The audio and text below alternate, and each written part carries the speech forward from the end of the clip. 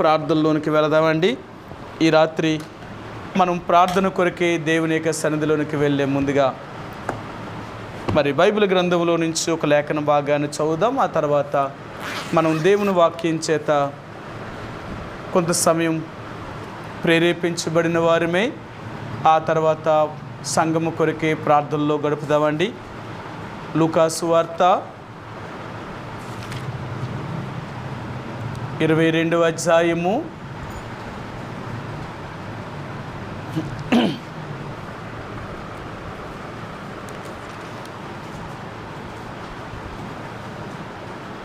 లూకాసు వార్త లూకా 22వ అధ్యాయము 42వ వచనాన్ని మనందరము కలిసి ఒక్క మాటలాగా చదువుదామండి.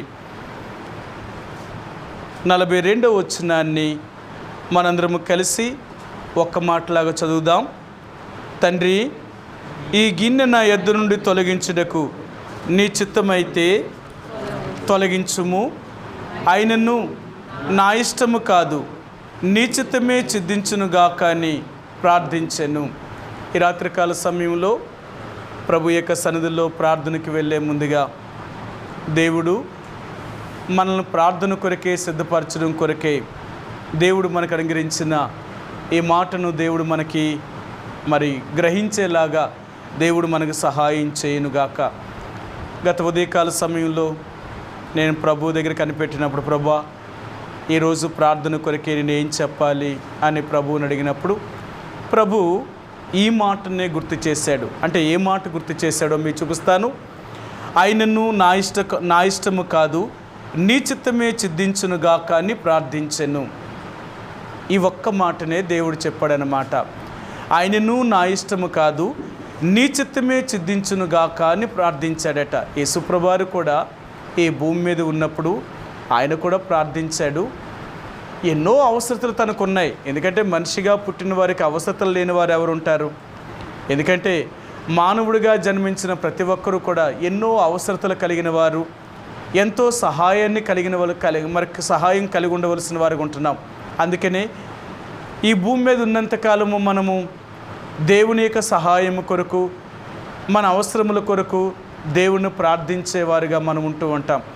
అలాగే యేసుప్రభువారు కూడా శరీరధారిగా ఈ భూమి మీదకి వచ్చినప్పుడు ఆయన కూడా మనవలే రక్తమాంసములు కలిగిన వాడుగా ఉండి ఆయన కూడా మనిషిగానే ఈ భూమి మీద జీవించి ఆయన ఏది అడిగినా తండ్రి అయిన దేవుణ్ణి ఆయన ఎలాగూ ప్రార్థించేవాడు అంటే ఎప్పుడూ కూడా తన ఇష్టాన్ని నెరవేర్చమని ఎప్పుడూ దేవుణ్ణి అడగలేదు ఆయన.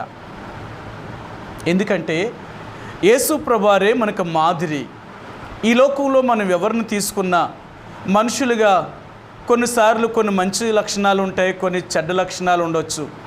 కానీ దేవుడి దగ్గర చూస్తే ఆయన అన్ని మంచి లక్షణాలు కలిగిన వాడే. ఆయన దగ్గర ఒకటి కూడా తప్పు పట్టడానికి ఒక్కటి కూడా ఆయనలో మనం పాపాన్ని రుజువు చేయలేమండి. అందుకని మనం తీసుకోవాల్సింది ఎవరిని అంటే యేసుప్రభువారిని మనం మాదిరిగా తీసుకోవాలి. ఈ భూమి మీద ఉన్నంత వరకు యేసుప్రభువారు మరి ఆయన ఎలాంటి జీవితాన్ని జీవించాడు అనే విషయాల్ని మనందరికీ చాలా వరకు మనకు తెలుసు. ఆయన పేద కుటుంబంలోనే పుట్టాడు, పేద కుటుంబంలోనే పెరిగాడు, ఎన్నో కష్టాల్ని, నష్టాల్ని, బాధలను, శ్రమలను అనుభవించాడు. ఇన్ని అనుభవించినప్పటికీ కూడా ఏ రోజు నా కష్టాలు తీర్చు, నా బాధలు తీర్చు, లేకపోతే నా సమస్యల నుంచి పరిష్కరించు అని యేసుప్రభువారు తన తండ్రి అయిన దేవునికి ఎప్పుడూ ప్రార్థించలేదు. ఆయన చెప్పిన ప్రతిసారి కూడా ఆయన ఏమనేవాడంటే, తండ్రి నా ఇష్ట ప్రకారము కాక నీ ఇష్ట ప్రకారమే జరగాలి. ఏది జరగాలన్నప్పటికీ కూడా నా యొక్క ఇష్టం అనేది జరగకూడదు. ఈ భూమి మీద ఏదైనా నీ ఇష్టమే. ఎప్పుడైతే దేవుని ఇష్టానికి యేసుప్రభువారు అలాగ అప్పగించుకున్నారో అందుకే యేసుప్రభువారిని తండ్రి అయిన దేవుడు ఈ భూమి మీద ఉన్న అన్ని నామముల కంటే ఆయన నామాన్ని అంతగా దేవుడు గొప్పది చేశాడు ఆయన.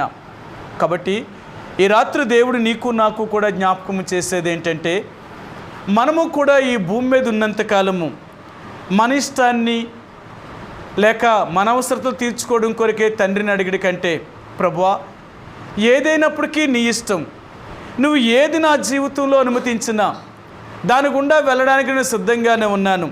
అంతేకాదు నీ చిత్తములో అంటే నా జీవితంలో నీ చిత్తం మాత్రమే నెరవేరాలా, అంటే నీ ఇష్టం మాత్రమే నెరవేరాలా, నా ఇష్టమైనది ఏం అక్కర్లేదు అని ఎప్పుడైతే మనం అప్పగించుకోగలుగుతామో దేవుడు నిజముగా మనల్ని ఎంతో ఉన్నతమైన స్థానానికి దేవుడు తీసుకెళ్లేవాడిగా ఉంటాడండి. కాబట్టి ఈ రాత్రికాల సమయంలో యేసుప్రభువారు మనకు జ్ఞాపకం చేసేది ఏంటంటే, ఆయనను నా ఇష్ట ప్రకారము కాక. ఈరోజు దేవుడు అంటున్నాడు, యేసుప్రభువారు ఈ భూమి మీద జీవించినప్పుడు తన ఇష్టాన్ని తను ఎప్పుడూ నెరవేర్చుకోలేదట. మరి ఆయన ఏం చేశాడు అంటే, తన తండ్రి యొక్క ఇష్టానికి ఒప్పుకున్నాడు. ఆయన చాలా కష్టమండి. అందుకనే చాలాసార్లు యేసుప్రభువారు ఈ భూమి మీద ఉన్నప్పుడు తన వెంబడించే వారికి మాట చెప్తూ వచ్చాడు. ఆయన ఎవడైనా నన్ను వెంబడింపగోరిన ఎడల తను తాను ఉపేక్షించుకొని తన సిలువను ఎత్తుకొని నన్ను వెంబడించాలి అన్నాడు ఆయన. ఏంటి తన సిలువ? ఈ రోజున మనము యేసుప్రభువారి యొక్క సిలువను ఎలాగ మనం మరి మోసేవారిగా ఉండాలి, లేక యేసుప్రభు యొక్క సిలువను ఎలాగ మనం ఎత్తుకోవాలి? ఎలా? నేను మొన్న అంటే ఒకళ్ళు చనిపోతే వెళ్ళానన్నమాట. అంటే వాళ్ళు దేవుడిని నమ్ముకున్నారు, క్రైస్తవులే. ఈరోజు క్రైస్తవులకు ఉన్న ఆచారం ఏంటంటే, చచ్చిపోయినప్పుడు కూడా పెట్టికి ముందు వెళ్ళాలంటే సిలువ పట్టుకొని నడుస్తారట. నాకు నవ్వు వచ్చిందనమాట. ఆ సిలువేమో చేయలేదు, పెట్టయితే తీసుకొచ్చారు కానీ సిలువ లేదు. ఇప్పుడు సిలువ లేదంటే అరే పెట్టికి ముందు ఎవడైతే తలగొర పెడుతున్నాడో ఆడి ముందు సిలువ పట్టుకొని నడవాలరా అన్నారు. ఏంట్రా ఇదంటే, అవును ఇది ఆచారం. ఇది సిలువ అనేది క్రైస్తవుడికి చచ్చిపోయినా సరే సిలువ ఉండాలట. ఎక్కడ దాకా? ఆడు చచ్చిపోయిన తర్వాత సమాధి చేసి ఆడు గోతి మీద కూడా సిలువ పెట్టాలట. చూడండి ఎలాగున్నారు ఈనాడు క్రైస్తవులు. సిలువను ఎక్కడెక్కడ పెడుతున్నారు అంటే, చచ్చిపోయిన సమాధి మీద కూడా సిలువ ఉండాల. ఎంతలా తయారయ్యారు. సిలువ అంటే అది కాదండి, మన ఇంటి మీద, మన మెడలోని, లేకపోతే మన చచ్చిపోయిన సమాధి మీద కాదు సిలువ. అది నీలో వేసుకోవాలి సిలువ. సిలువ అనేది ఏం చెప్తుంది అంటే, నీ ఇష్టాన్ని కాకుండా దేవుని ఇష్టాన్ని నెరవేర్చడమే సిలువ. మన ఇష్టానికి మనం చచ్చిపోవడమే సిలువ అండి. మనిషి అంత తేలిగ్గా చావడు. తన కోరికలకి తన ఇష్టానికి చచ్చిపోయేవాడైతే ఇంకా దేవుడు ఎందుకు? అందుకనే దేవుడు అంటున్నాడు, నువ్వు నన్ను వెంబడించాలి అంటే పూర్తిగా నీ ఇష్టాలన్నీ నువ్వు చంపుకోగలిగితేనే నన్ను వెంబడించగలుగుతావు. లేదు, నీ ఇష్టాన్ని నువ్వు చంపుకోలేకపోతే నన్ను వెంబడించలేవు. ఎందుకంటే ఈ సిలువను ఎత్తుకోవడం అనేది సామాన్యమైనది కాదండి. సిలువను మొయ్యాలనుకునే ప్రతి ఒక్కరూ కూడా తన్ను తానుగా చనిపోవాలి, తన్ను తానుగా మరణించాలి. ఎప్పుడైతే తన ఇష్టాలకి తన కోరికలకు మరణించగలుగుతాడో వాడే నిజమైన క్రైస్తవుడంటే. అంతేకాని ఏదో సిలువను తన మీద వేసుకొని లేక తన ఇంట్లో పెట్టుకొని దేవుణ్ణి నమ్ముకున్నానని చెప్పుకుంటూ తన ఇష్ట ప్రకారంగా తను పోతే ఆయన వారెలా క్రైస్తవులు అవుతారు? అందుకనే క్రైస్తవుడిగా దేవుని యొక్క బిడ్డలుగా జీవించే ప్రతి ఒక్కరూ కూడా తమ ఇష్టాన్ని తను నెరవేర్చుకునేవారు కాదు, తన తండ్రి యొక్క ఇష్టాన్ని నెరవేర్చుకునేవారు, తను పంపిన వారి యొక్క ఇష్టాన్ని నెరవేర్చేవారు. అందుకనే ఈ భూమి మీద జీవించినంతకాలము కూడా మనం దేవుని యొక్క ఇష్టాన్ని నెరవేర్చాలే తప్ప మన ఇష్టాన్ని మనం నెరవేర్చుకునేవారేం కాదు. కాబట్టి యేసు ప్రభువారు మనకు మాదిరి అలాగూ చూపిస్తున్నాడు. ఆయన నా ఇష్ట ప్రకారము కాక, ఏది జరిగినా నా ఇష్ట ప్రకారము జరగకూడదు తండ్రి అని అడుగుతున్నాడు ఆయన. చూడండి, యేసు ప్రభువారు తను ఎంత అవసరతలో ఉన్నాడో, ఎంత కష్టములో ఉన్నాడో, తనకున్న సమస్య ఎలాంటి కష్టం అంటే తెలుసా? సరే మీకు ఆ మాట చూపిస్తాను. లూకాసు వార్త 22వ అధ్యాయంలో యేసు ప్రభువారు ఎంతగా అవసరత, ఎంత బాధలో వేదనలో ఉన్నాడో చూపిస్తాను. 44వ వచనం అండి, 44వ వచనం. ఆయన వేదన పడి మరింత ఆతురముగా ప్రార్థన చేయగా ఆయన చెమట నేలన పడుచున్న గొప్ప రక్త బిందువు వలె ఆయను. యేసు ప్రభువారు ఎలాంటి పరిస్థితుల్లో ఉన్నారు అంటే, ఆయన ఎంత వేదన పడుతున్నాడో, ఎంత శ్రమ పడుతున్నాడో, ఎంత బాధను అనుభవిస్తున్నాడో. ఆయన బాధ ఎలాగుంది అంటే, ఆయన వేదన ఆయన ఒంటిలో నుంచి పడే ప్రతి చెమట చుక్క కూడా రక్తంగా మారిపోయిందట. ఎంత బాధపడితే ఆయన చెమట కూడా రక్తంగా మారింది. అంత పరిస్థితిలో కూడా ఆయనను తండ్రి ఏదో నేను ఈ సమస్యలో, ఈ కష్టంలో, ఈ బాధలో ఉన్నానని ఇది తీసేయమని నేను అడుగుతలేదు. ఆయనను నా ఇష్టం కాదు, ఇది నేను ఇంత బాధలో ఉన్నా ఇది తీసేయి తండ్రి అని నేను అడుగుతలేదు. నీ చిత్తమైతేనే దీన్ని తొలగించు. ఒకవేళ లేదు, నేను ఇదే వేదనకరమైన పరిస్థితుల గుండా నేను వెళ్ళాలి అని చిత్తమైతే అదే మార్గము గుండా నన్ను తీసుకెళ్ళడానికి నీ ఇష్టమే. దేవుని యొక్క బిడ్డలుగా మనం దేవుని యొక్క చిత్తాన్ని, దేవుని యొక్క ఇష్టాన్ని నెరవేర్చేవారు. మన ఇష్టాన్ని, మన చిత్తాన్ని నెరవేర్చుకునేవారం కాదు. ఏ రోజునైతే యేసుప్రభువారిని అంగీకరించామో ఆ రోజు నుంచి మన ఇష్టాలు, మన కోరికలు, మన చిత్తం ఇవన్నీ పోతాయి అన్నమాట. అలాగ ఇంకేముండదు. అర్థమైందా? ఎందుకు అంటే అలాగ ఉంటే మనం దేవుడిలో జీవించలేము. దేవుడిలో జీవించాలి అంటే మన ఇష్టాలను చంపుకోగలిగినప్పుడే, దేవుని ఇష్టాన్ని నెరవేర్చగలిగినప్పుడే దేవుళ్ళో ఉండగలుగుతూ ఉంటాం. కాబట్టి ఈ యొక్క రాత్రికాల సమయంలో యేసు ప్రభువారు మనకు నేర్పించేది ఏంటంటే ఆయనను నా ఇష్టము కాదు. యేసు ప్రభువారు చెప్తున్నారు, ఆయనను నా ఇష్టము కాదు. ఏంటి నా ఇష్టం? ప్రతి మనిషికి కూడా కొన్ని ఇష్టాలు ఉంటాయండి. ప్రతి మనిషికి కొన్ని ఇష్టాలు ఉంటాయి. ఇష్టము లేని వ్యక్తి అనేవారు ఈ భూమి మీద ఎవరు ఉండరు కూడా. మనిషిగా జన్మించిన ప్రతి ఒక్కరు కూడా కొన్ని అయిష్టాలు ఉంటాయి. కాబట్టి ఇష్టమైనవి చేస్తారు, అయిష్టమైనవి చేయకుండా ఉంటారు. అందుకని యేసుప్రభువారు కూడా ఆయన అంటున్నాడు, ఆయనను నా ఇష్ట ప్రకారము కాక. యేసుప్రభువారి యొక్క ఇష్టం ఏంటి? ఒకవేళ యేసుప్రభువారు ఇక్కడ ఆయనను నా ఇష్టము కాదు అంటున్నాడు. ఏంటి ఆయన ఇష్టం ఏంటి?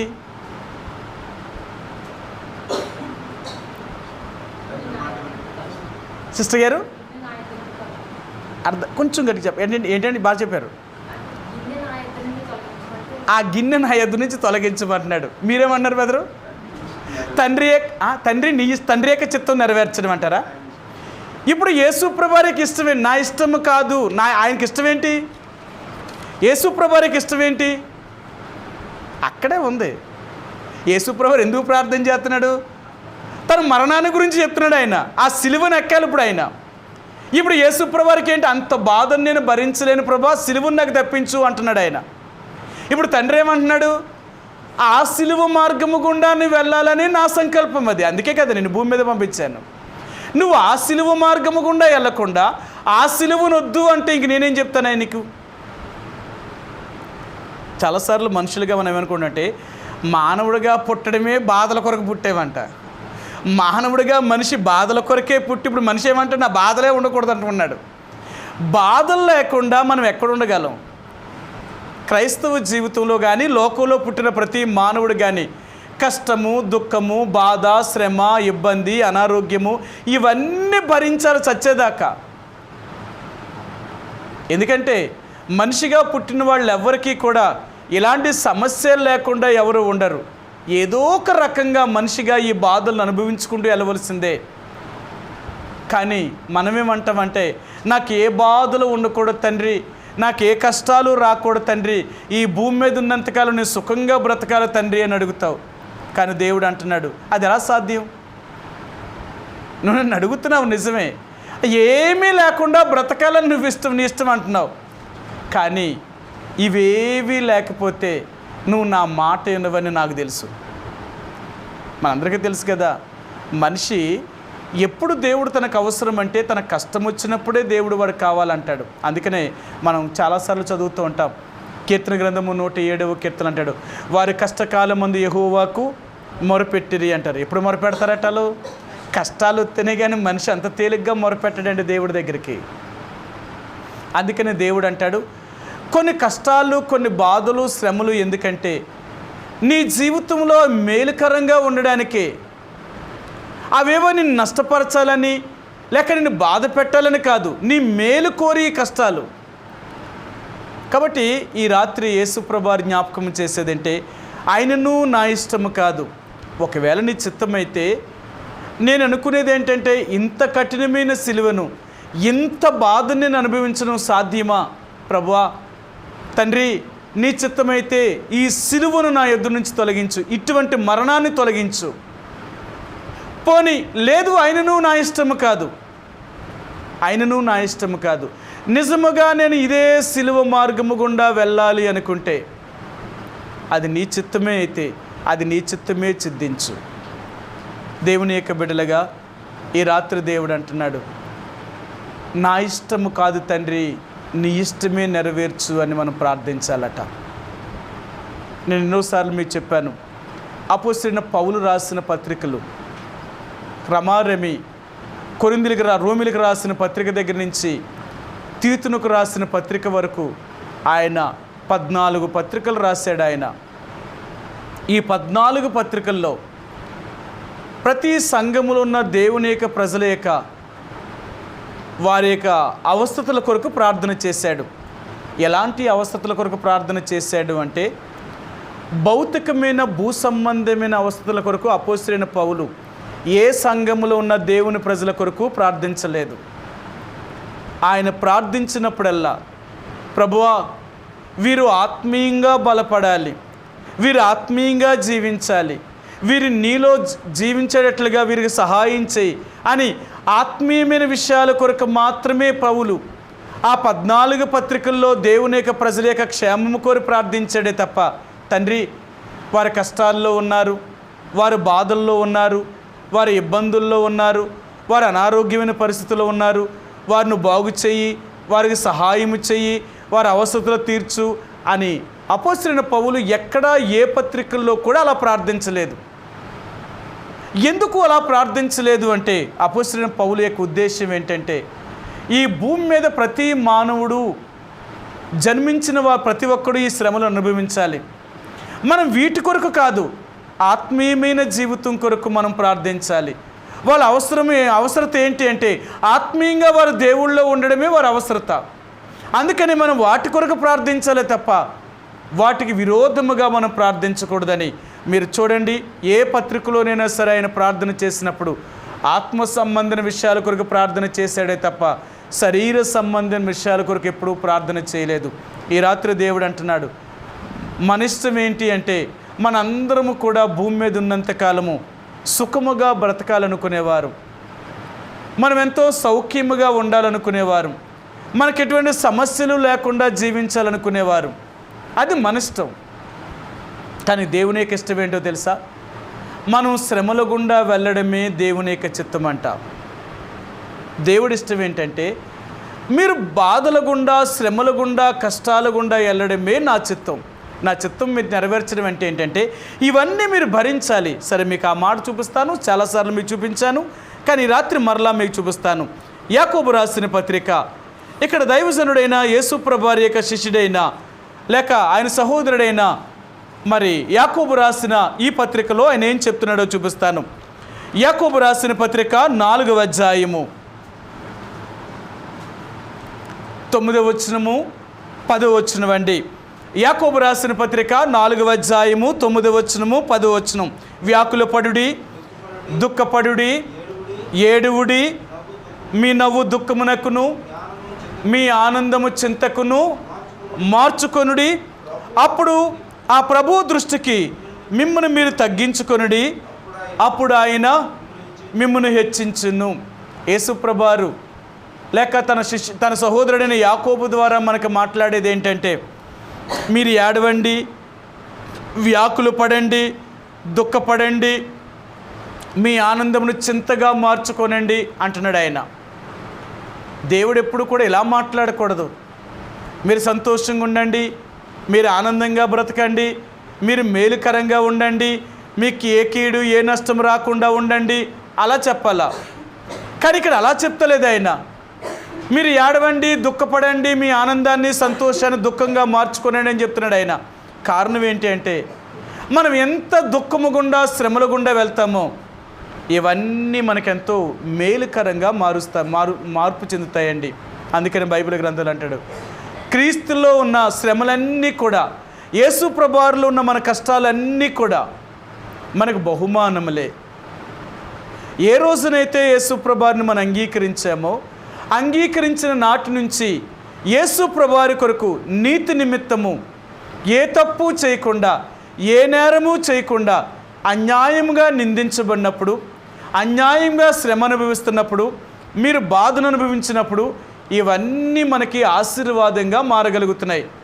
కాబట్టి ఈ రాత్రి యేసుప్రభువారు మనకు జ్ఞాపకం చేసేది ఏంటంటే, నీ ఇష్టమేమో సంతోషంగా ఉండడం, నా ఇష్టమేమో దుఃఖకరంగా ఉండడం.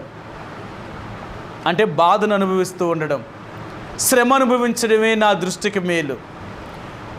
దేవుని యొక్క బిడ్డలుగా ఈ రాత్రికాల సమయంలో, అందుకని ఈ భూమి మీద జీవించే ప్రతి నిజమైన క్రైస్తవుడు ఎప్పుడు కూడా సుఖాన్ని కోరుకోవడానికి ఇష్టపడ్డావు. సుఖాన్ని కోరుకోవడానికి ఇష్టపడ్డావు. ఎందుకు ఇష్టపడ్డావు అంటే, సుఖం అనేది మానవుడికి వచ్చింది అంటే ఆత్మీయంగా వాడి జీవితాన్ని నష్టపరుచుకున్నట్లే. ఎప్పుడైతే శ్రమలు కష్టాలు ఉంటాయో అప్పుడే వాడి యొక్క ఆత్మీయ జీవితం ఎప్పుడు కూడా బహుబలముగా దేవుళ్ళో జీవించగలుగుతూ ఉంటాడు. అందుకనే దేవుని యొక్క బిడ్డలుగా ఈ రాత్రికాల సమయంలో మనం ఆత్మీయంగా అభివృద్ధి చెందాలి అంటే మనం ఎన్నో పరీక్ష పరిశోధనల గుండా వెళ్ళాలి. మనం పరీక్ష పరిశోధనల గుండా, అంటే అనేకమైన కష్టముల గుండా, బాధల గుండా వెళ్ళకపోతే మనం ఆత్మీయంగా దేవుళ్ళో జీవించలేమండి. మనం ఆత్మీయంగా దేవుళ్ళో జీవించాలి అంటే ఖచ్చితంగా మనం ఇలాంటి శ్రమల గుండా, ఇలాంటి బాధల గుండా వెళ్ళవలసింది. అందుకంటాడు, మీరు బాధను అనుభవించడమే, శ్రమ అనుభవించడమే ఇది దేవుడి చిత్తము అంటాడు ఆయన. సరే, మీకు ఆ మాట చూపిస్తాను. పేతురు రాసిన మొదటి పత్రిక 2వ అధ్యాయము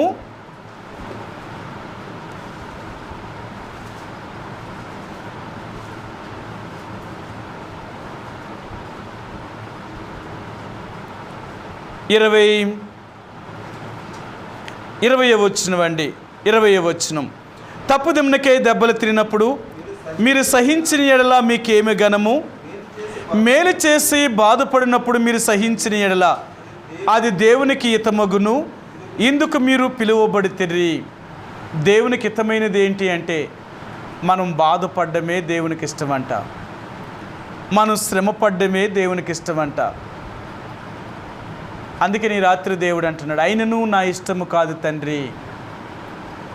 మానవుడిగా నేనైతే మేలును కోరుకునేవాడిని, కీడు రాకుండా ఉండాలనుకునేవాడిని, సంతోషకరమైన జీవితాన్ని కోరుకునేవాడిని. కానీ అది నా ఇష్టం. ఒకవేళ నీ చిత్తం అనుకో, అది నీ ఇష్టం అనుకో, దానికి వ్యతిరేకంగా వెళ్ళడమే నీ ఇష్టం. కాబట్టి ఈ రాత్రికాల సమయంలో దేవుని యొక్క ప్రజలుగా నీ ఎడల నా ఎడల దేవుని చిత్తం అనేది ఏంటో మనం పూర్తిగా గ్రహించాలండి. అందుకని బైబిల్ గ్రంథాలు అంటాడు, దేవుని చిత్తమును జరిగించేవాడే నిరంతరము నిలుస్తాడట, దేవుని చిత్తము చేయవాడే పరలోక రాజ్యంలో ప్రవేశిస్తాడట, దేవుని చిత్తానుసారమైన జీవితాన్ని జీవించిన వారికే దేవుడు అన్నీ ఇస్తాడట ఆయన. ఈ 3 మాటలు చాలా గొప్పవండి.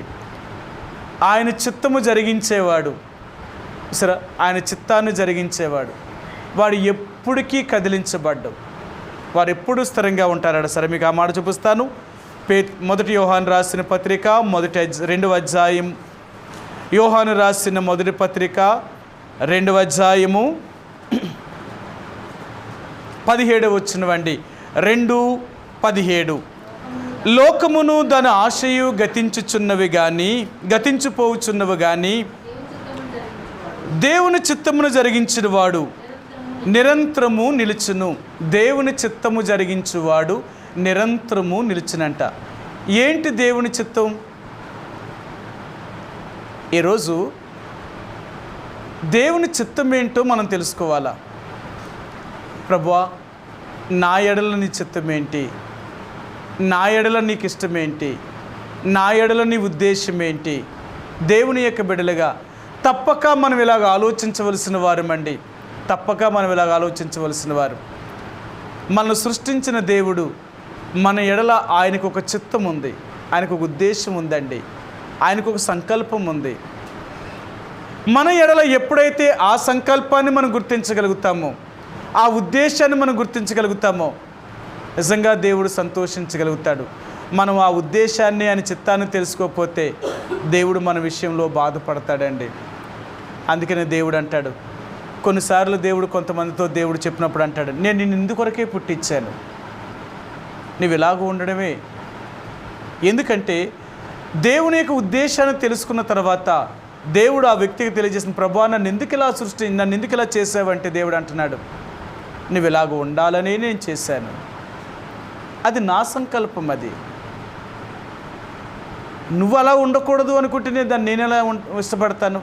ఒకవేళ అలా ఉండకూడదు అని అనుకుంటే, నా ఉద్దేశాన్ని నా చిత్తాన్ని నువ్వు నెరవేర్చకూడదు అనుకుంటే నీ ఇష్టం, నువ్వు ఎలాగైనా ఉండొచ్చు. ఎందుకంటే మానవుడికి దేవుడు స్వేచ్ఛనిచ్చాడు, అదొకటి దేవుడిచ్చింది.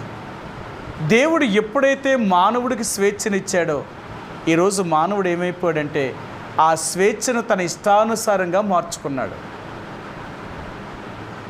మనకు స్వేచ్ఛనిచ్చింది మన ఇష్టాన్ని నెరవేర్చాలని కాదు, మనకు స్వేచ్ఛనిచ్చింది ఆ దేవుని యొక్క చిత్తంలో జీవించాలని కదా. సరే, మీకు ఆ మాట చూపిస్తాను. కొరింథీయులకు రాసిన 2వ పత్రికలో అపోస్తలుడైన పౌలు ఈ కొరింథీ సంఘానికి ఒక మాటను జ్ఞాపకం చేశాడు. ఆయన ఏం జ్ఞాపకం చేశాడో మీకు చూపిస్తాను. అపోస్తలుడైన పౌలు ఈ కొరింథీ సంఘంలో ఉన్నవారికి కొన్ని విషయాల్ని ఆయన జ్ఞాపకం చేస్తూ ఆయన చెప్తూ వచ్చాడన్నమాట. చూపిస్తాను మీకు. ఆయన ఏం చెప్పాడో మీకు ఆ మాట చూపిస్తాను. క్షమించండి. మొదటి కొరింథీయులకు రాసిన పత్రిక, కొరింథీయులకు రాసిన మొదటి పత్రిక 6వ అధ్యాయము, కొరింథీయులకు రాసిన మొదటి పత్రిక 6వ అధ్యాయము 12వ వచనమండి. 6:12. అన్నిటి యందు నాకు స్వాతంత్రము కలదు గాని అన్నియు చేయదగినవి కావు. అన్నిటి యందు నాకు స్వాతంత్రము కలదు గాని నేను దేని చేతను లోపరుచుకొనబడనొల్లను. నేను దేని చేత లోపరచబడినాలను అనమాట. అంటే నేను ఎందుకు లోపరుచుకుని, నాకు అన్ని స్వాతంత్రం ఉంది, ఏదైనా చేయడం నాకు ఇష్టమే, అన్నీ చేయడానికి నా స్వాతంత్రం ఉంది, కానీ అన్నీ చేయదగినవి కావు. నేను ఏది చెయ్యాలో అది మాత్రమే చేస్తాను. కాబట్టి దేవుడు మనకు స్వాతంత్రం ఇచ్చాడు, అంటే స్వేచ్ఛనిచ్చాడు. కాబట్టి ఈ స్వేచ్ఛను నీ ఇష్టానుసారంగా ఉపయోగించుకోవడానికి అవకాశం లేదు. నీకు ఒక పరిధి అనేది ఉంది, ఆ పరిధిలోనే నువ్వు ఉండాలా. ఆ పరిధిని దాటి నువ్వు నాకు ఇష్టం వచ్చినట్లుగా జీవిస్తాను, నన్నెవరు అడిగేవారు అంటే అలాగెప్పుడు కూడా చట్టం ఒప్పుకోదు. అది నీ ఇంటి వరకు, అది నీ వరకు మాత్రమే చెల్లుతుంది తప్ప సమాజంలోకి వచ్చినప్పుడు నీ ఇష్టం చెల్లదు. అందుకనే ఈ రాత్రి అపోస్తలుడైన పౌలు ద్వారా దేవుడు నేర్పించేది ఏంటంటే, ఈ లోకములో స్వాతంత్రం దేవుడు ఇచ్చాడు, నీకు అన్నిటి స్వేచ్ఛ ఇచ్చాడు, కానీ ఏవి చెయ్యాలో ఏవి చేయకూడదో కూడా దేవుడు చూపించాడు. మంచేదో చెడేదో ఈ రెండూ పెడుతున్నాడు. అందుకని బైబిల్ గ్రంథంలో అంటాడు, ద్వితీయోపదేశకాండము 30వ అధ్యాయములో ఆయన అంటాడు, నేను రెండూ నీ ఎదుటే పెడుతున్నాను, అది మేలైనా కీడైనా, అది మంచైనా చెడైనా, నీకేది కావాలో నువ్వే కోరుకో అంటున్నాడు ఆయన. ద్వితీయోపదేశకాండము 30వ అధ్యాయము 19వ వచనం అండి. 19వ వచనం, 30వ అధ్యాయము 19వ వచనం. నేడు జీవమును మరణమును, ఆశీర్వాదమును శాపమును నేను నీ ఎదుట ఉంచి భూమి ఆకాశములను మీ మీద సాక్షులుగా పిలుచుచున్నాను. సరే, దేవుడు అంటున్నాడు, నేడు జీవమును మరణమును, ఆశీర్వాదమును శాపమును రెండూ నీ ఎదుటే పెడుతున్నాను. ఏది మంచి ఏది చెడు, ఏది మేలు ఏది కీడు, రెండూ నీ ఎదుట పెడుతున్నాను. నీదికి ఏది కావాలో నువ్వే కోరుకో, అది నీ ఇష్టం, నీకు ఇచ్చాను అది. ఎందుకంటే దేవుడు మానవుడికి స్వేచ్ఛనిచ్చిన తర్వాత ఆ స్వేచ్ఛను మానవుడు ఎప్పుడూ తను దొంగిలించడానికి ఇష్టపడలేదు. నీ ఇష్టమే. నీకు జీవము కావాలి అనుకుంటే నీ స్వేచ్ఛ నాలోనే ఉండాల.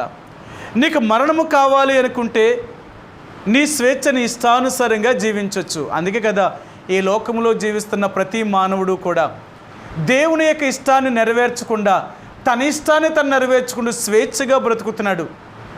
ఎంత స్వేచ్ఛ అంటే వాళ్ళ ఇష్టం, వాళ్ళు ఏది చేయాలనుకున్నా దానికి అడ్డు ఆపు కూడా చెప్పేవాళ్ళు ఎవరు లేరు.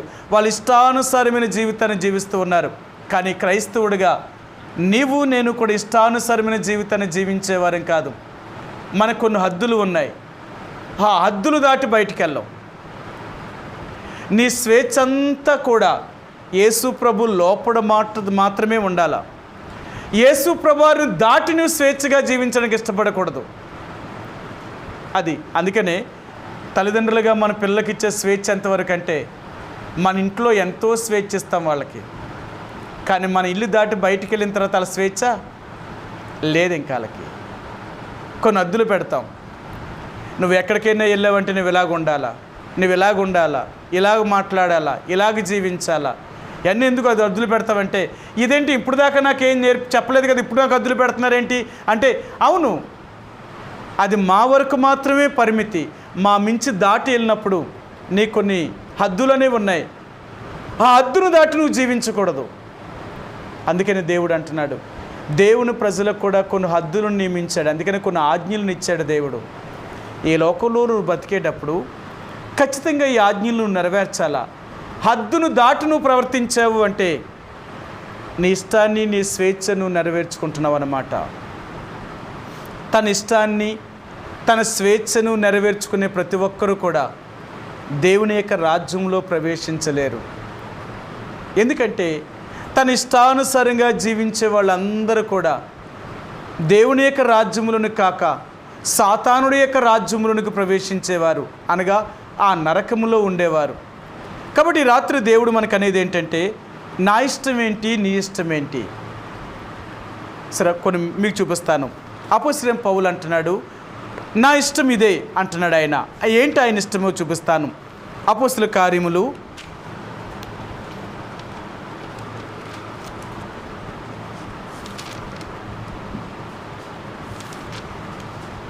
21వ అధ్యాయము. అపోస్తలుల కార్యములు 21వ అధ్యాయము 13, 14 వచనాలండి. పౌలు, ఇదెందుకు మీరు ఏడ్చి నా గుండె బద్దలు చేసేదరేలా? నేనైతే ప్రభువైన యేసు నామము నిమిత్తము యెరూషలేములో బంధించబడుటకు మాత్రమే గాక చనిపోవుటకును సిద్ధముగా ఉన్నానని చెప్పాను. అతడు ఒప్పుకొనినందున మేము ప్రభు చిత్తము జరుగును గాక అని ఓరకుంటిమి. వీళ్ళు అపోస్తలుల పౌలు నుంచి వీళ్ళు ప్రవచిస్తున్నారు, అయ్యా నువ్వు యెరూషలేముకి వెళితే ఎన్నో కష్టాలు, బాధలు నీ కొరకు కాచుకొని ఉన్నాయి, అక్కడికి వెళ్ళొద్దు అంటున్నారు. అపోస్తలుడైన పౌలు అంటున్నాడు, అక్కడికి వెళ్ళడమే దేవుడి చిత్తం. నా ఇష్టం ఏంటంటే, నేను బాధలని, శ్రమలని తప్పించుకోవడం నా ఇష్టం కాదు. బాధలను, శ్రమలను పడ్డమే అది దేవుడి ఇష్టం. కాబట్టి యెరూషలేములో నేను బంధించబడుటకు, బాధించబడుటకు మాత్రమే కాదు, చంపబడ్డానికి కూడా నేను సిద్ధంగానే ఉన్నాను. నేను యెరూషలేముకి వెళ్ళే ముందే దేవుడు నాకు అన్నీ చెప్పాడు. పౌలా, నువ్వు యెరూషలేముకి వెళ్ళినప్పుడు నిన్ను బంధిస్తారు, నిన్ను చెరసాల్లో వేస్తారు, ఎన్నో న్యాయ సభలు తీసుకువెళ్తారు, అనేకుడు ఎదుట నాకు సాక్షిగా ఉంటావు, ఆఖరికి నా కోసం నీ ప్రాణాన్ని అర్పణముగా ఒక బలిగా నువ్వు అర్పించాలి, ఇది నా సంకల్పము అన్నాడు దేవుడు. ఇప్పుడు పౌలు అంటున్నాడు, తండ్రి నీ సంకల్పము అదే అయితే అలాగే నీ కొరకు మరణించడానికి నేను కూడా సిద్ధంగానే ఉన్నాను. నేను తప్పించుకోవడానికి ప్రయత్నించాను. ఒకవేళ నీ చిత్తం అదే అయితే నేను అలాగే వెళ్ళడానికి ఇష్టపడతాను. చూడండి, అపోస్తలుడైన పౌలు ఆయన శ్రమపడ్డానికి, బాధపడ్డానికే కాదు, యేసు కొరకు మరణించడానికి కూడా సిద్ధపడినవాడు.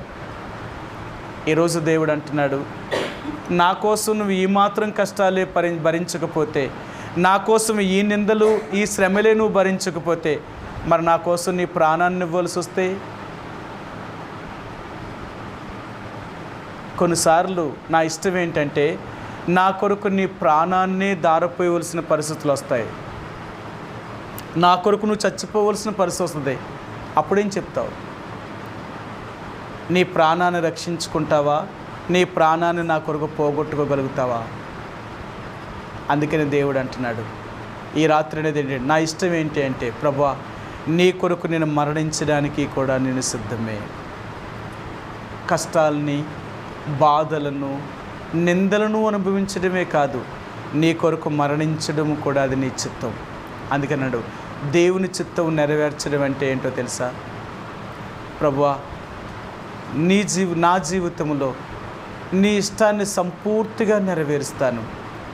అందుకని అప్పుడు యోహాన్ రాసిన పత్రికలో అంటున్నాడు ఆయన, ఆకాశము భూమియు గతించును కానీ నా చిత్తము జరిగించేవాడు నిరంతరము జీవించేవాడు, నిరంతరము నిలిచేవాడు. కాబట్టి రాత్రి దేవుడు అంటున్నాడు, నిజంగా నా చిత్తాన్ని నువ్వు నెరవేర్చగలిగితే నువ్వు నిరంతరము జీవిస్తావు, నిరంతరము నిలుస్తావు, నీకు అంతమే లేదు. యేసుప్రభువారు తండ్రి యొక్క ఇష్టానికి అప్పగించుకున్నందుకు ఆయన చంపేశారు, సమాధి చేశారు. యేసుప్రభువారు ఇంక చరిత్ర అయిపోయింది అనుకున్నారు, కానీ అక్కడి నుంచే ప్రారంభమయ్యింది. ఆయన మరణించడం ద్వారా అనేక లక్షల కోట్ల మందిని పుట్టించాడు ఆయన ఈ భూమి మీద. ఆ రోజు నుంచి ఈ రోజు వరకు కూడా ఆయన బిడ్డలన్నవారు భూమి మీద ఉంటానే ఉన్నారు. మనందరికీ తెలుసు కదా, చరిత్ర చూస్తే యేసు ప్రభువారిని నమ్ముకున్న వారిని భూమి మీద ఉండకుండా నాశనము చేయాలి అనుకున్నారు. ఎంతోమంది చక్రవర్తులు, ఎంతోమంది రాజులు అనుకున్న వాళ్ళే చచ్చిపోయారేమో కానీ ఆయన ప్రజల్ని ఎవరు అంతం చేయలేకపోయారు. అది ఎవరి తరము కూడా కాదు. అర్థమైందా? దేవుని ప్రజల్ని అంతం చేయడం అనేది ఈ లోకంలో ఎవరి తరము కూడా కాదు. కారణం ఏంటి అంటే దేవుని యొక్క ప్రజల్ని ఎవరు అంతం చేయలేరు. దేవుడు తన ప్రజల్ని అంతం చేయగలిగితే ఇంకా ఆయన ఎందుకు? ఆయన తన ప్రజలను రక్షించగలిగిన వాడు, కాపాడగలిగిన వాడు. అందుకని అంటున్నాడు, నువ్వు నిరంతరము నిలిచి ఉండాలి అంటే నీ ఇష్టాన్ని కాకుండా నా ఇష్టాన్ని నెరవేర్చుకో. నా ఇష్టానికి నువ్వు కట్టుబడితే నేను ఎప్పటికీ నిన్ను విడిచిపెట్టను, నువ్వు ఎప్పటికీ నిలిచి ఉంటావు అంటున్నాడు. సరే, రెండో మాట మీరు చూపిస్తాను. మత్తయి సువార్త 7వ అధ్యాయము, మత్తయి సువార్త 7వ అధ్యాయము 21 వచ్చినవండి. 7:21, ప్రభువా ప్రభువా అని నన్ను పిలుచు ప్రతివాడును పరలోక రాజ్యంలో ప్రవేశింపుడు గాని పరలోకమందున్న నా తండ్రి చిత్త ప్రకారము చేయువాడే ప్రవేశించును. పరలోక రాజ్యములో ప్రవేశించాలి అంటే తండ్రి యొక్క చిత్తాన్ని చేయాలట. అక్కడేమో నిలిచి ఉంటారు, ఇక్కడేమో ప్రవేశించగలుగుతున్నారు. తండ్రి యొక్క చిత్తము చేస్తే మనం పరలోక రాజ్యంలో ప్రవేశించగలుగుతాం. ఏంటి తండ్రి యొక్క చిత్తం? ఇక్కడ ఆయన చెప్పేది ఏంటంటే, నా చిత్తం ఏంటో నువ్వు తెలుసుకోవాలి. బైబిల్ గ్రంథంలో మీరు ఒక మాట మీకు చూపిస్తాను. ఎఫెసీయులకు రాసిన పత్రిక 6వ అధ్యాయంలో దైవజనుడైన అపోస్తలుడైన పౌలు ఎఫెసీయులకు రాసిన పత్రికలో ఆయన ఏం చెప్తున్నాడో మీకు చూపిస్తాను. క్షమించండి, 5వ అధ్యాయము, ఎఫెసీయులకు రాసిన పత్రిక 5వ అధ్యాయము 17వ వచనమండి. 17వ వచనం, ఇందు నిమిత్తము మీరు అవివేకులు కాక ప్రభు యొక్క చిత్తమేమిటో గ్రహించుకొనుడి. ఇందు నిమిత్తము మీరు అవివేకులు కాక ప్రభు యొక్క చిత్తమేమిటో గ్రహించు. నీ ఎడల నా ఎడల దేవుని యొక్క చిత్తమేంటో తెలుసుకోవాలట. దేవుని చిత్తాన్ని తెలుసుకోవాలి. అందుకనే దేవుని బిడ్డలుగా, ప్రభువా నా ఎడల నీ ఉద్దేశం ఏంటి, నా ఎడల నీ సంకల్పం ఏంటి, ప్రభువా నా ఎడల నీ చిత్తం ఏంటి, నన్ను ఎందుకు ఈ భూమి మీద పుట్టించావు, నేనేం చేయాలనుకుంటున్నావు, నన్ను ఎందుకు రక్షించావు, నన్ను ఎందుకు నీ బిడ్డగా చేసుకున్నావు, నా ద్వారా నువ్వేం కోరుతున్నావు. ప్రతి వ్యక్తి కూడా దేవుడి దగ్గర ఈ విషయాన్ని ఖచ్చితంగా అడగవలసిన వారు. నన్నెందుకు నువ్వు రక్షించావు, నేనేం చేయాలని నువ్వు కోరుతున్నావు. ప్రతి వ్యక్తి కూడా దేవుని చిత్తాన్ని తెలుసుకోవాలండి. సరే, ఈ విషయాన్ని తెలుసుకోకపోతే ఆయన ఇష్టాన్ని నెరవేర్చలేము. అందుకని యేసుప్రభువారు ఈ భూమి మీద అంటున్నాడు, నువ్వు ప్రభువా ప్రభువా అని పిలవడం కాదు, నన్ను నమ్ముకున్నానని చెప్పుకోవడం కాదు, నా చిత్తం ఏంటో నువ్వు తెలుసుకోవాలా. అసలు నీ ఎడల నా చిత్తాన్ని ఎప్పుడైనా నువ్వు తెలుసుకోగలుగుతున్నావా?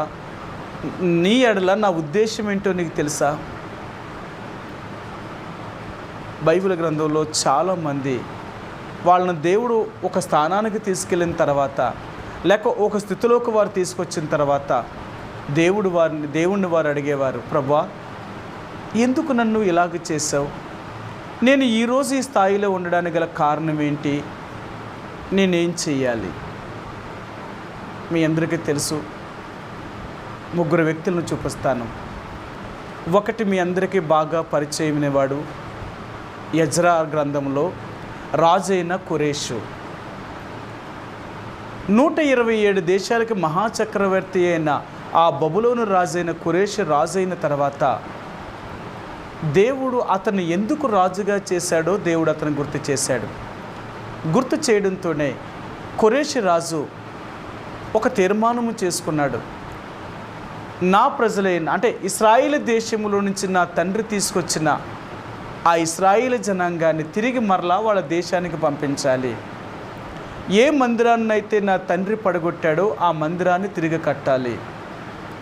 అందుకనే దేవుడు అంటాడు, నేను కోరెషుని ప్రేరేపించాను, అతను నేను రాజుగా చేశాను, అతడు నా ఉద్దేశాన్ని నెరవేరుస్తాడు. అతడు ఒక అన్యరాజుని దేవుడు కదిలించాడండి. కోరెషు ఏమీ దేవుణ్ణి నమ్ముకున్నవాడేమీ కాదు. ఒక అన్యరాజు యొక్క హృదయాన్ని కదిలించినప్పుడు ఒక అన్యరాజు సైతము కూడా దేవుని యొక్క మందిరాన్ని కట్టాలనే సంకల్పం కలిగినవాడు. చూడండి దేవుడు ఎంత అద్భుతాన్ని చేశాడు. అందుకనే రాజు అయిన కోరెషు తన ఏలుబడిలో యెరూషలేమును బాగు చేయాలని, యెరూషలేములో మందిరాన్ని కట్టాలని, యూదులందరినీ మరలా యెరూషలేముకు పంపించాలని ఆయన ఎంతో ప్రయత్నం చేశాడు. అలాగ నెరవేర్చాడు ఆయన. రెండవది ఎజ్రా గ్రంథం తర్వాత నెహెమ్యా. ఈ నెహెమ్యా గ్రంథములో నెహెమ్యా బబులోను దేశంలో రాజుకు గిన్నె అందించే ఉద్యోగంలో ఉన్నాడు. అర్థ అశస్త యొక్క రాజు యొక్క కాలములో. ఇలాంటి కాలములో తను రాజు అయిన తర్వాత, అంటే తను రాజు గిన్నె అందించే ఉద్యోగంలోకి వచ్చిన తర్వాత దేవుడిని తను ఎరిగాడు. నన్ను ఎందుకు దేవుడు ఇంత గొప్ప స్థానంలో తీసుకొచ్చాడు అంటే, దేవుడు నా వల్ల ఏదో ఒక కార్యం జరగాలి.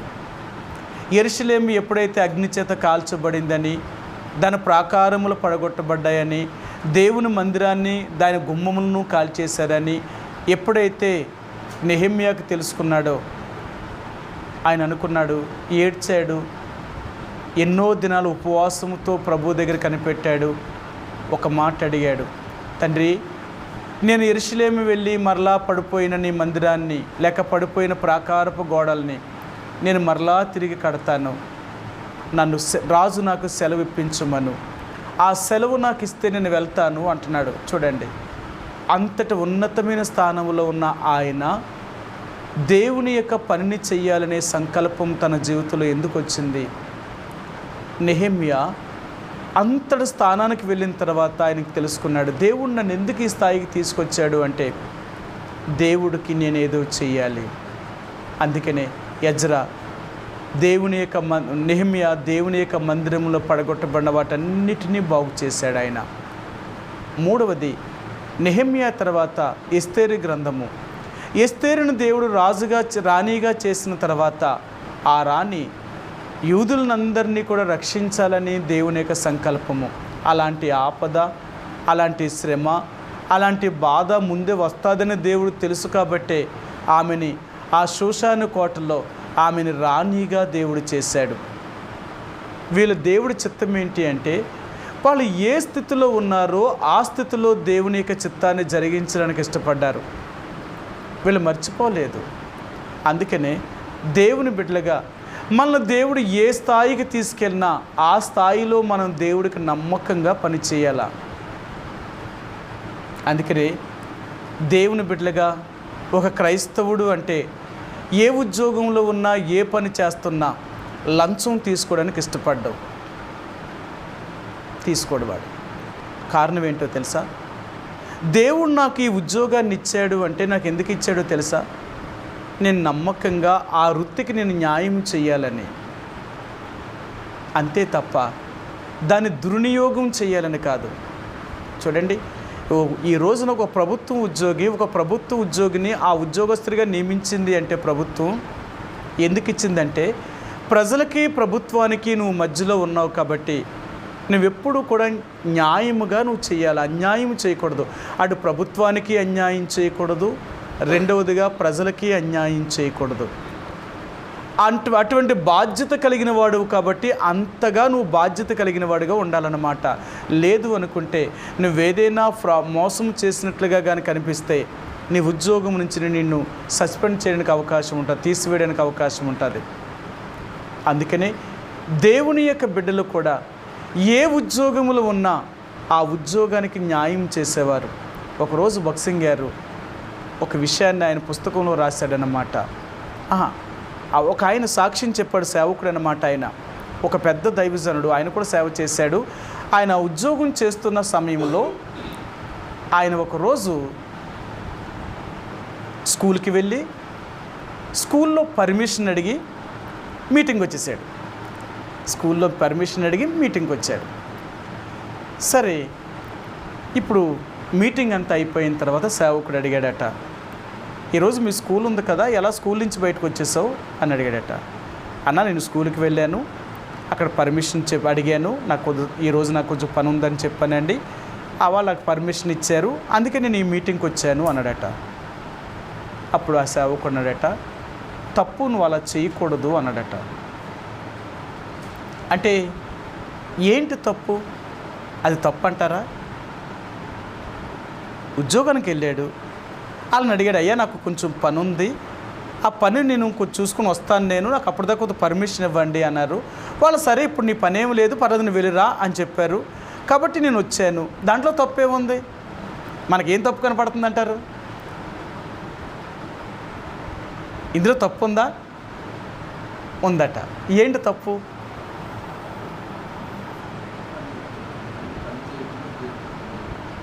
బెదరా, పని చేయకుండా నువ్వు జీతాన్ని తీసుకుంటున్నావా? ఆ దినాన్ని జీతం తీసుకుంటున్నావు, ఇది తప్పు అంతేంటారా? పర్మిషన్ అడిగాడు కదా.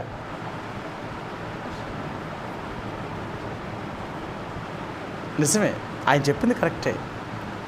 ఆ సేవకుడు ఏమన్నాడంటే, నిజంగా నువ్వు మీటింగ్కి రావాలి అనుకుంటే ఆ రోజు నువ్వు సెలవు పెట్టాలా, జీతం తీసుకోకూడదు. అంతేకాని నీ జీతం వచ్చేలా నువ్వు మీటింగ్కి దేవుని పరిచర్య, దేవుని కూడికి హాజరవ్వాలంటే దేవుడు నీకు అలాగివ్వడు. నీ ఉద్యోగానికి నువ్వు న్యాయం చేయలేదు. నువ్వు పర్మిషన్ అడిగావు, కరెక్టే కాదంటలేదు, కానీ వాళ్ళు ఇస్తారు, ఎందుకు ఇవ్వరు? ఇది నువ్వు చేసేది తప్పు, ఇది నీ మనస్సాక్షి తెలియాలా. అలా చేయడం తప్పు, ఇంకెప్పుడు కూడా అలా చేయొద్దు. నీ ఉద్యోగం నువ్వు సెలవు పెడితేనే మీటింగ్కి రా. లేదు అనుకుంటావా, ఉద్యోగాన్ని నువ్వు చేసుకో, అక్కడైనా దానికైనా న్యాయం చేయి, దీనికైనా న్యాయం చేయి. అంతేకాని రెండిటికీ న్యాయం చేయలేవు. అటు ఉద్యోగంకి వెళ్ళినట్టు నువ్వు అక్కడ చూపిస్తున్నావు, ఇక్కడేమో మీటింగ్కి వచ్చినట్టు చూపిస్తున్నావు. అది ఎలా సాధ్యం? తప్పది. సరే, నువ్వు నిజంగా దేవుడి కోసం చెయ్యాలి అనుకుంటే ఆ రోజు నువ్వు సెలవు పెట్టుకోవాలి. పర్లేదు, నువ్వు దేవుడి కోసం నష్టపోవాలనుకున్నప్పుడు చేయాలి, తప్పదు. లేదు అనుకున్నావా, ఇక్కడ వదిలేసి అక్కడికే వెళ్ళు, అది నీ ఇష్టం. అది అంతేకాని ఇలా పర్మిషన్లు పెట్టి నువ్వు వచ్చి ఇక్కడ హాజరయ్యి మళ్ళీ ఇక్కడ అయిపోయిన తర్వాత నువ్వు అక్కడికి వెళ్ళి ఇలా చేయడం తప్పు. ఇంకెప్పుడు అలా చేయొద్దని సేవకుడు గద్దించేట. ఆ రోజు నుంచి ఆయన ఎప్పుడు కూడా ఏ మీటింగ్కి వెళ్ళినా ఆయన సెలవు అయితేనే వచ్చేవాడట, లేకపోతే ఆయన లీవ్ లెటర్ పెట్టి వచ్చేవాడట. లేదనుకుంటే తనకు అనుకూలం కాకపోతే, సెలవు దొరకకపోతే ఆగిపోయేవాడట. ఎందుకంటే ఇది న్యాయమే కదా ఆయన చెప్పింది. నేను ప్రభుత్వాన్ని మోసం చేయకూడదు, ఇటు ప్రజల్ని మోసం చేయకూడదు. నేను ప్రభుత్వం తరపున ఉద్యోగం చేసేవాడిని, ఖచ్చితంగా నేను ప్రభుత్వ ఉద్యోగాన్ని జీవించాలా. నా డ్యూటీ సమయంలో నేను డ్యూటీలోనే ఉండాలా. అంతేగాని నా డ్యూటీని తప్పించుకొని అక్కడ వదిలేసుకొని అక్కడ నేను వెళ్ళిన చూపించుకొని నా ఇష్ట ప్రకారం నేను చేయడం అనేది అది ఎలా సాధ్యం? ఇది నేరం, అది చట్టరీత్యా నేరం అది. అలాగే దేవుని బిడ్డలుగా కూడా మనం ఎప్పుడూ కూడా దేవుని బిడ్డ అనేవాడు తను ఏ స్థితిలో ఉన్నా ఆ స్థితిలో దేవునికి తగినట్లుగా జీవించేవాడు. అందుకనే దేవుని బిడ్డలని వారు ఎప్పుడూ కూడా దేవుని యొక్క న్యాయ విధిని తప్పడానికి ప్రయత్నించారు. వారు ఏ స్థితిలో ఉన్నా సరే మోసాన్ని, అన్యాయాన్ని ఎట్టి పరిస్థితుల్లో వీరు అంగీకరించేవారు కాదు. వీళ్ళు నిజాయితీగా పనిచేస్తారు. అందుకనే క్రైస్తవుల గురించి ఇచ్చే సాక్ష్యం ఏంటో తెలుసా? దేవుణ్ణి నమ్ముకున్న వాళ్ళంతే ఎంతో నీతిగా, నిజాయితీగా బ్రతుకుతారు అని లోకం నమ్ముతుంది. అలాంటి వారి దగ్గర మన సాక్ష్యం ఏం చూపిస్తాం తెలుసా? మన దగ్గరే నీతి, నిజాయితీ లేనప్పుడు మన దేవుడు నమ్ముకున్నామంటే వాళ్ళు ఏం చేస్తారో తెలుసా? నవ్వుతారు. మీ దేవుడిలో పాపము లేదంటున్నారు, మీ దేవుడు ఎంతో నీతి, నిజాయితీ కలిగిన వాడు అన్నారు, మరి మీరెందుకు అలా లేరు? ఆయన నమ్మిన వాళ్ళందరూ కూడా అలాగే కదా ఉండాలి. నువ్వు ఎక్కడ నీతిగా బ్రతికావు? నీ జీవితంలో ఎక్కడుంది నిజాయితీ? న్యాయంగా నువ్వు ఎక్కడ జీవించగలుగుతున్నావు? అందుకని అంటాడు, దేవుని చిత్తం ఏంటి అంటే ఏదో దేవుణ్ణి నమ్ముకున్నామని కాదు, కానీ ఆయనకిష్టమైన రీతిగా జీవించాలని ప్రయత్నితే ఒక నిజమైన క్రైస్తవుడిగా దేవుని బిడ్డని అంటే దేవుని బిడ్డగానే జీవించు. అందుకని అక్కడ ఎన్నో మాటలు చెప్పాడు. చెట్టు మంచిదైతే తన పండు మంచిదవుతుందని, చెట్టు చెడ్డదైతే తన పండు కూడా చెడ్డదే అవుతుందని, అలాగే మీరు కూడా మీరు మంచివారు అయితే నా చిత్తాన్ని నెరవేర్చేవారు, నా ఉద్దేశాన్ని నెరవేర్చేవారు, నేను చెప్పినట్లుగా జీవించేవారు. అందుకని ఈ రాత్రి దేవుడు అంటున్నాడు, దేవుని చిత్తం ఏంటి అంటే నువ్వు ఏ స్థితిలో ఉన్నా దేవునికి తగిన బిడ్డగా జీవించడానికి ప్రయత్నించే ఒక నిజమైన దేవుని బిడ్డగా జీవించు. నీతిగా, న్యాయముగా జీవించడానికి ప్రయత్నించే. ఇది దేవుడు జ్ఞాపకం చేసేది. మనం పరలోక రాజ్యంలో ప్రవేశించాలి అంటే దేవుడు అంటున్నాడు, నీతి న్యాయములను కలిగి యథార్థముగా జీవించడమే వాడే దేవుని యొక్క రాజ్యంలో ప్రవేశించగలుగుతాడట. సరే, మీకు ఆ మాట చూపిస్తాను. కీర్తన గ్రంథము 15వ కీర్తన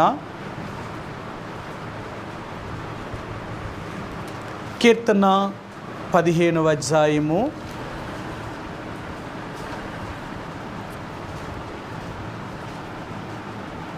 1-2 వచనాలండి. 1-2 వచనాలు. యెహోవా, నీ గుడారముల్లో అతిథిగా ఉండదగిన వాడెవడు? నీ పరిశుద్ధ పర్వతం మీద నివసింపదగిన వాడు ఎవడు? యథార్థమైన ప్రవర్తన కలిగి నీతిని అనుసరించుచు హృదయపూర్వకముగా నిజం పలుకువాడే. దేవుని యొక్క గుడారములో, దేవుని యొక్క రాజ్యములోనికి వెళ్ళాలి అంటే యథార్థమైన ప్రవర్తన కలిగి నీతిని అనుసరించుచు హృదయపూర్వకముగా నిజం పలికేవాడు. ఇది దేవుడి చిత్తం. ప్రభువాని పిలిచి మన ప్రభువుని నమ్ముకున్నామని చెప్తూ అన్యాయముగా, అక్రమముగా దేవునికి విరోధమైన జీవితాన్ని జీవిస్తే మనం ఎలా పరలోక రాజ్యం చేరతాం? ఇది దేవుని చిత్తం కాదు. దేవుని చిత్తం ఏంటి అంటే యథార్థమైన ప్రవర్తన కలిగి నీతిని అనుసరించుచు హృదయపూర్వకంగా నిజం పలకడమే దేవుని చిత్తం. అందుకనే దేవుని బిడ్డలంటే ఎవరు అంటే ఇలాంటి వారే దేవుని ప్రజలు. అందుకనే లోకంలో వాళ్ళ గురించి ఇచ్చే సాక్ష్యం ఏంటంటే వీరు నిజముగా దేవుని పిల్లలండి. మనం ఎక్కడికి వెళ్ళినా మన గురించి ఇచ్చే సాక్ష్యం ఎలాగ ఉండాలంటే వీరందరు లాంటి వారు కారు, వీరందరు లాంటి వారు కారు. సరే, ఎక్కడికి వెళ్ళినా ఎప్పుడూ కూడా మనం ఎప్పుడూ ఒకళ్ళ దగ్గరికి వెళ్ళినప్పుడు మనం ఎవరిని మోసం చేసిన వారమని కానీ, అక్రమం చేసిన వారమని కానీ ఎవరూ మన గురించి ఆ సాక్ష్యం ఇవ్వకూడదు.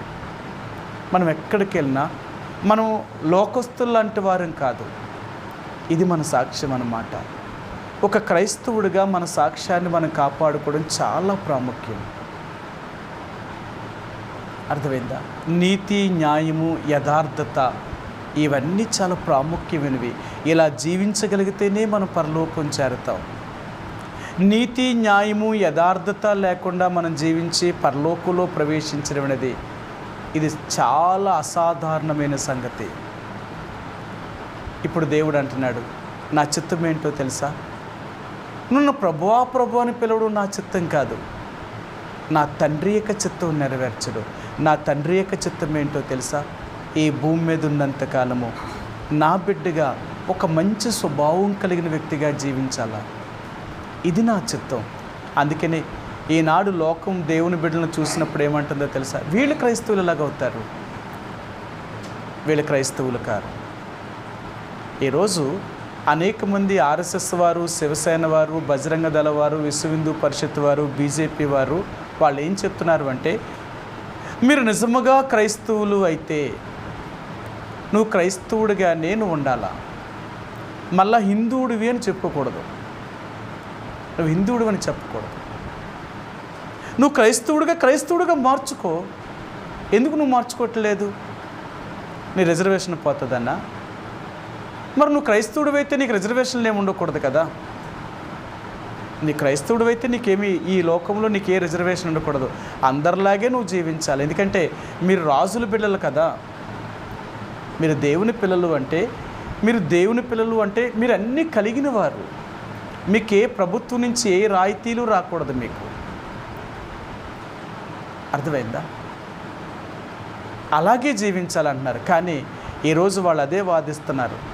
ఎక్కడికైనా క్రైస్తవులు మీటింగ్ జరిపినా సువార్త చెప్తున్నారు, నువ్వు క్రైస్తవుడు అయితే క్రైస్తవుడిగా నీ సర్టిఫికేట్ ఉందా? నువ్వు క్రైస్తవుడు ఎలాగయ్యావు?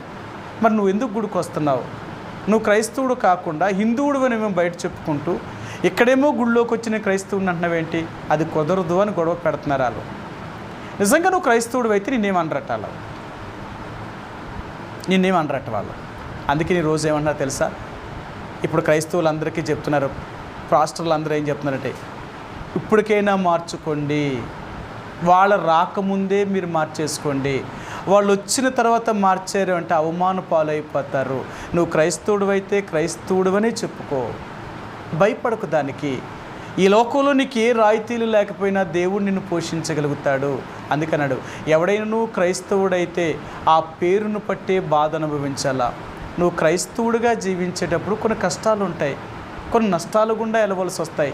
కానీ అన్నీ భరించగలిగితేనే నువ్వు క్రైస్తవుడివి. అది దేవుని చిత్తం. నువ్వు క్రైస్తవుడివైతే క్రైస్తవుడిగానే జీవించాలా. అర్థమైందా? అందుకనే ఇప్పుడు దేవుడు ఏమంటున్నాడంటే, నా చిత్తం ఏంటి అంటే, నా ఇష్టం ఏంటి అంటే, నువ్వు నా బిడ్డని అని చెప్పుకుంటున్నావంటే నాకు తగినట్లుగానే నువ్వు బ్రతకాల, నా బిడ్డననే రుజువు చేయాల. ఇది దేవుని చిత్తం అన్నమాట. సరే, ఆయన అంటున్నాడు, నా చిత్తం ఏంటి అంటే, మీరు ప్రభువా ప్రభువా అని పిలవడం కాదు, మీరు బైబిల్ పట్టుకొని గుడుకు రావడం కాదు, లేకపోతే దేవుణ్ణి నమ్ముకుని చూపించడం కాదు, దాని ప్రకారంగా నడుస్తున్నావా? ఇది దేవుడి చిత్తం. నీతిని, న్యాయాన్ని, యథార్థమైన జీవితాన్ని నువ్వు జీవించగలిగితే నువ్వు నిజంగా క్రైస్తవుడివే. ఇది దేవుడి చిత్తం అంటున్నాడు. అందుకనే ఈ రాత్రి దేవుడు అనేది ఏంటంటే, దేవుని చిత్తము జరిగించేవాడు నిరంతరము జీవిస్తాడట. ఇక్కడ చెప్తున్నాడు, ప్రభువా ప్రభు అని పిలిచి ప్రతివాడు దేవుని యొక్క రాజ్యంలో ప్రవేశించడు, కానీ తన తండ్రి యొక్క చిత్తం నెరవేర్చేవాడు మాత్రమే పరలోక రాజ్యంలో ప్రవేశించగలిగిన వాడు. ఈరోజు దేవుడు అంటున్నాడు, నా చిత్తం నువ్వు నెరవేర్చగలుగుతున్నావా? నా ఇష్టాన్ని నువ్వు నెరవేర్చగలుగుతున్నావా? ఇది నా చిత్తం. అలాగ నువ్వు చేయడం, నువ్వు పరలోక రాజ్యంలో ప్రవేశించగలుగుతావు. అంతేకాని నా ఇష్టము చేయకుండా నీ ఇష్ట ప్రకారం జీవిస్తూ ఈ లోకంలో ఉంటే అది దేవుని చిత్తం ఎలాగవుద్ది? సరే, రెండవది చూపించాను, మూడవ మాట కూడా చూపిస్తాను మీకు. మత్తయి సువార్త 6వ అధ్యాయము.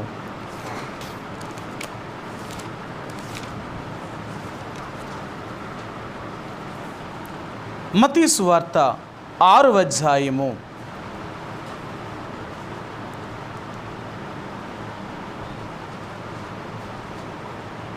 9-10 వచనాలండి. 6వ అధ్యాయము 9వ వచనము 10వ వచనం. కాబట్టి మీరు ఇలాగు ప్రార్థన చేయుడి, పరలోకమందున్న మా తండ్రి, నీ నామము పరిశుద్ధపరచబడునుగాక, నీ రాజ్యం వచ్చునుగాక, నీ చిత్తము పరలోకమందు నెరవేరినట్లు భూమి మీదను నెరవేరునుగాక, భూమి యందును నెరవేరునుగాక. సరే, నీ చిత్తం ఏంటి అంటే, ప్రభువా పరలోకమందు నీ చిత్తము నెరవేరబడినట్లు, అంటే పరలోకమందు ఏదైతే నీ చిత్తం నెరవేర్చబడుతుందో అది భూమి మీదను కూడా నెరవేరబడునుగాక అన్నాడు. నీ రాజ్యం వచ్చునుగాక, నీ చిత్తము పరలోకమందు నెరవేరుచున్నట్లు భూమి యందును నెరవేరునుగాక. నీ చిత్తము భూమి మీద నెరవేరాల. ఇది ఇప్పుడు దేవుడు ఏమంటున్నాడంటే, మూడవదిగా నీ చిత్తం నెరవేరాలంతే. పరలోకంలో ఏదైతే నీ చిత్తం జరుగుతుందో భూమి మీద కూడా నీ చిత్తమే జరగాల. పరలోకంలో ఏముంది అంటే పరలోక రాజ్యం. అది పరలోక రాజ్యంలో దేవుని చిత్తం నెరవేర్చబడుతుందంట. అంటే అక్కడున్న దూతలు కానీ, అక్కడున్న పెద్దలు కానీ, అక్కడున్న శరాపులు కానీ, కెరూబులు కానీ, వీళ్ళందరూ కూడా దేవుని చిత్తాన్నే జరిగించగలుగుతున్నారు. దేవుని ఇష్టానికి కొంచెం కూడా తగ్గుతలేదు. అవన్నీ దేవుని ఇష్టాన్ని నెరవేర్చగలుగుతున్నాయి. అలాగే ఈ భూమి మీద కూడా దేవుని చిత్తము నెరవేరబడాలంట. అంటే ఆయన చిత్తం నెరవేర్చబడాలి అంటే ఆయన రాజ్యము భూమి మీద ఉంది. కాబట్టి ఆయన రాజ్యములో చేరిన నువ్వు నేను కూడా ఆయన ఇష్టాన్నే నెరవేర్చాల. అందుకని అంటున్నాడు, పరలోకములో నీ చిత్తం ఏదైతే నెరవేర్చబడుతుందో అది భూమి మీదను నెరవేరుబడునుగా. కంటే భూమి మీద అంటే ఏదో లోకములో కాదు, మనలో నెరవేరాల. మనలో. అందుకంటే లోకం అంటే ఏంటంటే మనుషులే లోకం. మనలో దేవుని చిత్తం నెరవేర్చబడుతుందా? ప్రభువా, నీ ఇష్టం నాలో నెరవేర్చబడిందా? అది ఈరోజు దేవుడు అంటున్నాడు ఏంటంటే, మూడవదిగా నా చిత్తం నీలో నెరవేరాల. అంటే నా ఉద్దేశం నీలో నెరవేరాల. ఏంటి నా రాజ్యము? నా రాజ్యము ఇహలోక సంబంధమైన రాజ్యాల లాంటి రాజ్యం కాదు.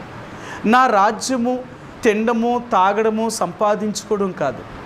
నా రాజ్యం ఏంటంటే నీతి, పరిశుద్ధత, ఆనందకరమైన జీవితాన్ని జీవించడమే నా రాజ్యము కదా. సరే, మీకు ఈ మాట చూపించి నేను ముగిస్తాను. రోమిలికి రాసిన పత్రిక 14వ అధ్యాయము. అపొస్తలుడైన పౌలు రోమిలికి రాసిన పత్రిక 14వ అధ్యాయము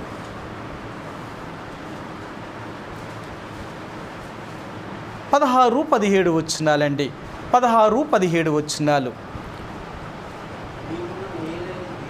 మీకున్న మేలైనది దోషణ పాలు కానీయకుడి.